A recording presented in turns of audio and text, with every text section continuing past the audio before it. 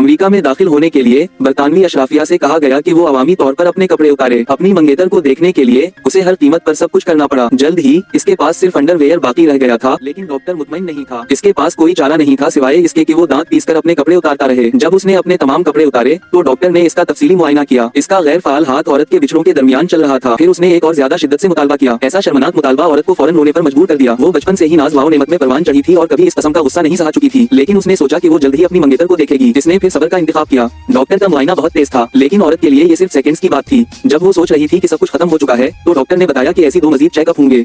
दरअसल डॉक्टर ने दरियाफ्त किया कि वो हामिला थी। एक ऐसी औरत जिसके पास काम करने की सलाहियत नहीं और जो हामिला है, अमेरिका के लिए एक समाजी बोझ है। मुआयने के बाद उसे हामिला वार्ड में इंतजार करने के लिए भेज दिया गया। यहाँ लोगों के पास अमेरिका में कामयाबी से दाखिल होने के सिर्फ 2 तरीके हैं। एक तरीका ये है कि काफी पैसे का इस्तेमाल करके एक मेडिकल मुआयना करने वाले को खरीदा जाए। दूसरा तरीका ये है कि एक बड़ा कीमत अदा किया जाए।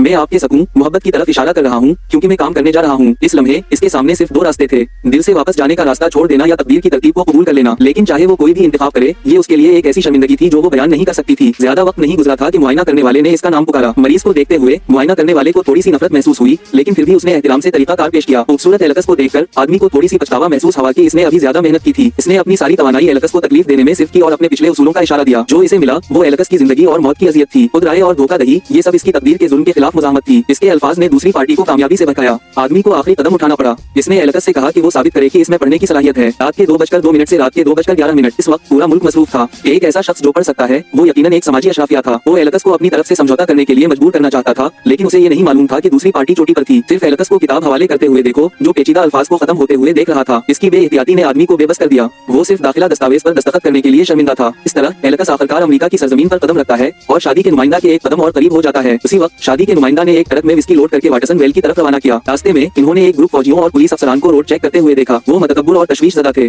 वाज़ेह तौर पर वो लोगों को मारने का कारोबार कर रहे थे, लेकिन ये वाटरसन वेल जाने का वाहिद रास्ता था। और ट्रक में भरी हुई विस्की को ट्रेन स्टेशन पर फेंक दिया। वो इतना बेवकूफ नहीं था कि कुछ बोतलों की शराब के लिए अपनी जान गंवा दे, लेकिन लोका खुश नहीं था। इसने सोचा कि ये इसके कजिन की तरफ से एक इम्तिहान था। चाहे उसकी सारी जिंदगी दांव पर लगी हो, वो फिर भी शराब को वाटरसन वेल भेजना चाहता था। लेकिन इसे ये नहीं पता था कि दूसरी पार्टी उसे सिर्फ एक बंदूक बरदार के तौर पर देख रही थी। फिर इसने ट्रक को चेक पॉइंट की तरफ अकेला चलाया। थोड़ी देर बाद दूर से कुछ गोलियों की आवाजें सुनाई दें। लोका की मौत ने शादी के नुमाइंदा को बहुत गमगीन कर दिया। उसने खुद लोका को बदमाश के हाथों से बचाया था, अब उसे दूसरी पार्टी को उसके सामने मरते हुए देखना पड़ा। लेकिन इस वक्त इसके पास गम करने का वक्त नहीं था। सुबह के 4 बजने में 11 मिनट बाकी से सुबह के 4 बजने में 6 मिनट बाकी। इसके खानदान की बका दांव पर थी। क्या वो इस सीजन में वापस आएगा? क्या वो हालात को पलट सकेगा? अगले किस्त में मिलते हैं।